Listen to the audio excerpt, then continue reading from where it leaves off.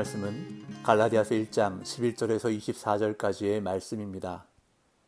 형제들아, 내가 너희에게 알게 하노니 내가 전한 복음은 사람의 뜻을 따라 된 것이 아니니라. 이는 내가 사람에게서 받은 것도 아니요 배운 것도 아니요 오직 예수 그리스도의 계시로 말미암은 것이라.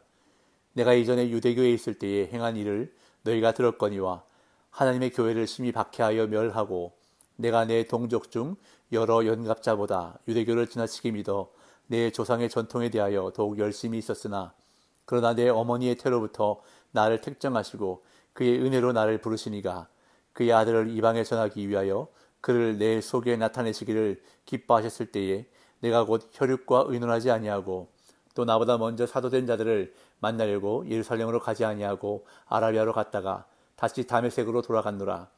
그 후 3년 만에 내가 게바를 방문하려고 예루살렘에 올라가서 그와 함께 15일을 머무는 동안 주의 형제 야고보 외에 다른 사도들을 보지 못하였노라. 보라, 내가 너에게 쓰는 것은 하나님 앞에서 거짓말이 아니로다. 그 후에 내가 수리아와 길리기아 지방에 이르렀으나 그리스도 안에 있는 유대의 교회들이 나를 얼굴로는 알지 못하고 다만 우리를 박해하던 자가 전에 멸하려던 그 믿음을 지금 전한다 함을 듣고 나로 말미암아 하나님께 영광을 돌리니라. 아멘. 어제 본문이 편지의 서론 부분이었다면 이제 오늘 본문부터는 편지의 본론이 시작되고 있습니다. 갈라디아서의 본론 부분은 크게 두 부분으로 나눌 수가 있는데 1장 11절부터 2장 14절까지는 바울의 사도적 권위를 변호하는 부분이고 2장 15절부터 6장 10절까지는 바울이 전한 복음 자체를 변호하는 부분이라 할 수 있습니다. 오늘 본문은 바울의 사도적 권위를 변호하는 부분이 시작되고 있습니다. 당시 바울이 예루살렘의 교회 지도자들로부터 초기 기독교 전승을 전수받았느냐에 대한 진위 여부는 바울과 유대주의자들 사이에 첨예한 이슈였습니다. 이에 바울은 자신의 사도직의 독립성과 그가 전한 복음의 신적 기원을 강조하고자 다메섹 도상에서 회심을 경험한 일과 예루살렘에서 일시적으로 체류한 일, 그리고 이방인에게 복음을 전하라는 하나님의 명령에 순종해 수리아와 길리기아 지역에서 복음을 전했다고 진술하는데 이 모두는 바울 자신의 사도직과 복음에 대한 변호이며 또한 그가 예루살렘 사도들에게 종속되지 않았음을 주장하는 것입니다. 바울은 그가 사람을 기쁘게 하려 한다는 것과 그의 복음이 인간에게서 기원한다는 대적들의 공격에 대해 다시금 대응합니다. 바울은 자신의 사도권이 인간에게서 기원하지 않았음을 재차 확인하며 자신이 전한 복음이 다른 사람에게서 받은 것도 아니요 또 배운 것도 아니라 오직 예수 그리스도의 계시로 말미암은 것이라고 말합니다. 11절 12절입니다. 형제들아, 내가 너희에게 알게 하노니 내가 전한 복음은 사람의 뜻을 따라 된 것이 아니니라. 이는 내가 사람에게서 받은 것도 아니요 배운 것도 아니요 오직 예수 그리스도의 계시로 말미암은 것이라. 어제 본문 1절에서 바울은 이중 부정을 사용했는데 여기서는 삼중 부정을 사용하면서 자신의 논의를 강조하고 있습니다. 바울이 전한 복음은 사람의 뜻을 따라 된 것이 아니며 사람에게서 받은 것도 아니고 배운 것도 아니라고 말합니다. 이미 바울은 1절에서 자신의 사도직이 사람들에게서 난 것도 아니고 사람으로 말미암은 것도 아니라고 설명한 바 있습니다. 이처럼 바울은 다양한 전치사를 사용하면서 자신이 전한 복음과 그의 근거한 그의 사도직은 사람과 아무런 관련이 없다는 것을 설명합니다.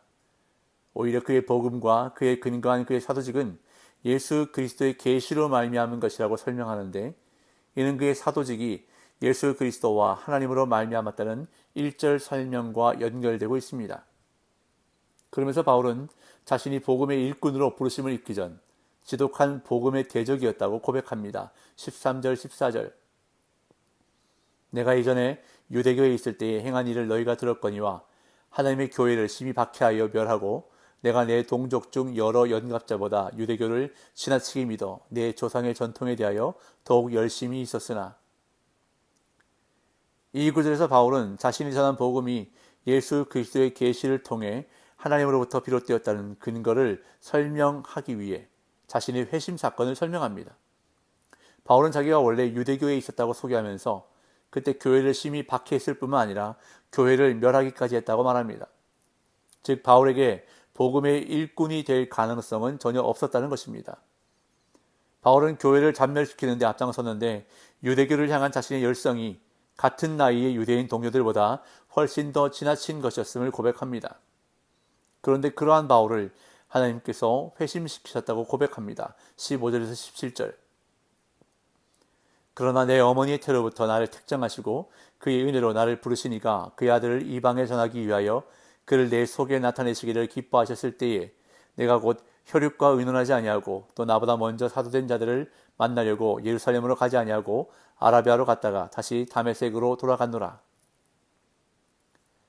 바울은 하나님이 어떻게 그를 열성적 박해자에서 복음의 전파자이자 이방인 교회의 설립자로 회심시켰는지 설명하는데, 하나님께서 예수 그리스도를 바울에게 나타내셔서 그를 극적으로 변화시키셨다고 고백합니다.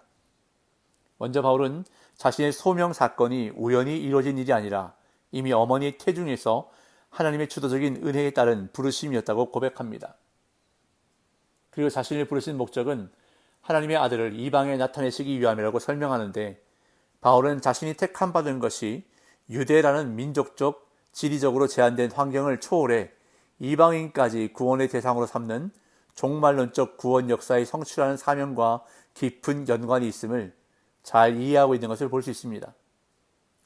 이처럼 바울 자신이 이미 태중에서 할례와 율법 등 유대교의 구원 조건과 무관하게 은혜로 부름을 받은 것처럼 갈라디아 성도들도 율법과 무관하게 은혜로 부름받은 존재임을 바울은 이미 어제 본문에서 언급했었습니다. 이어 바울은 다메섹 도상에서 받은 이방인 선교 사명을 감당하기 위해 혈육과 의논하지 않고, 또한 먼저 사도된 자들과 만나려고 예루살렘으로 가지 않고 곧장 아라비아로 가서 복음을 전파했다고 밝힙니다. 이는 그가 전한 복음이 결코 예루살렘의 사도들에게 의존하고 있는 것이 아님을 강조하는 것입니다. 여기서 혈육과 의논하지 아니하고 해서 의논하다에 해당하는 헬라어 프로사나티세마이는 무엇에게 가다라는 뜻으로 협의하다, 연락하다라는 의미를 내포하고 있습니다.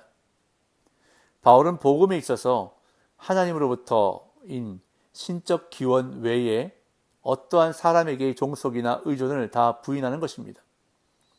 예루살렘의 사도들과도 의존하지 않고 그들과의 접촉을 최소화한 바울은 아라비아에 머무는 동안 선교에 대한 계획과 실행뿐 아니라 그리스도와의 만남을 돌아보며 자신의 삶과 사역을 재고하는 시간을 가졌을 것으로 여겨집니다. 그런 다음 바울은 3년 후에 이루어진 예루살렘 방문을 언급합니다. 18절에서 20절. 그 후 3년 만에 내가 게바를 방문하려고 예루살렘에 올라가서 그와 함께 15일을 머무는 동안 주의 형제 야고보 외에 다른 사도들을 보지 못하였노라. 보라, 내가 너희에게 쓰는 것은 하나님 앞에서 거짓말이 아니로다.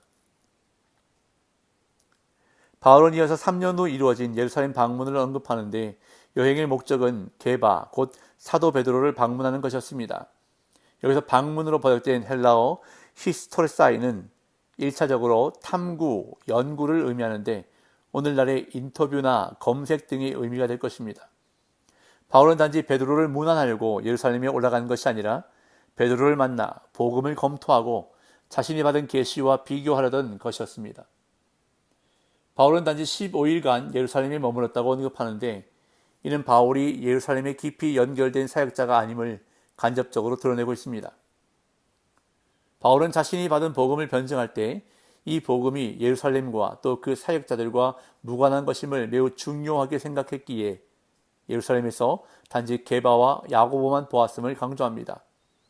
이러한 진술은 갈라디아서의 이해에서 매우 중요한 부분인데, 바울은 자신의 사도권과 자신이 변증하는 복음에서 사람을 배제하고 있는 것을 볼 수 있습니다. 이어 바울은 예루살렘 방문 후에 수리아와 길리기아 지방에 가서 사역하는 것을 언급합니다. 21절에서 24절. 그 후에 내가 수리아와 길리기아 지방에 이르렀으나 그리스도 안에 있는 유대의 교회들이 나를 얼굴로는 알지 못하고 다만 우리를 박해하던 자가 전에 멸하려던 그 믿음을 지금 전한다 함을 듣고 나로 말미암아 하나님께 영광을 돌리니라. 예루살렘 방문 후에 바울은 수리아와 길리기아 지방에 이르렀습니다. 2장 1절의 기록을 의지해 추론해 보면 바울은 수리아와 길리기아 지역에 14년이라는 긴 기간 동안 머물렀던 것을 짐작할 수 있는데, 14년은 바울이 예루살렘에 머물렀던 15일과는 매우 대조되는 긴 기간입니다. 바울은 오랜 기간 이방 땅에서 사역했기 때문에 유대 지역의 교회들은 바울을 대면할 수 없었습니다. 그래서 바울은 23절, 24절에서 이런 이유로 자신이 유대에 있는 교회로부터 어떤 평가를 받았는지 정리하는데, 유대에 있는 교회들은 핍박자였던 바울이 회개하여 자신이 잔해하던 믿음을 전파한다는 소식을 듣고 하나님께 영광을 돌렸다고 기록합니다. 예수님을 만난 이후 바울은 하나님의 살아계심과 다스리심을 증거하는 삶을 살았습니다. 사람들은 그의 변화를 보고 하나님의 살아계심을 깨달았습니다. 말로도 하나님을 드러낼 수 있지만 변화된 삶은 그 자체로 하나님을 드러내는 강력한 도구가 되는 것입니다. 오늘 저와 여러분들의 삶이 바울처럼 하나님의 살아계심을 증거하고 하나님께 영광이 되는 삶이 되기를 간절히 소망합니다. 그리스도의 향기를 드러내는 복된 날 되시기를 예수님의 이름으로 축복합니다.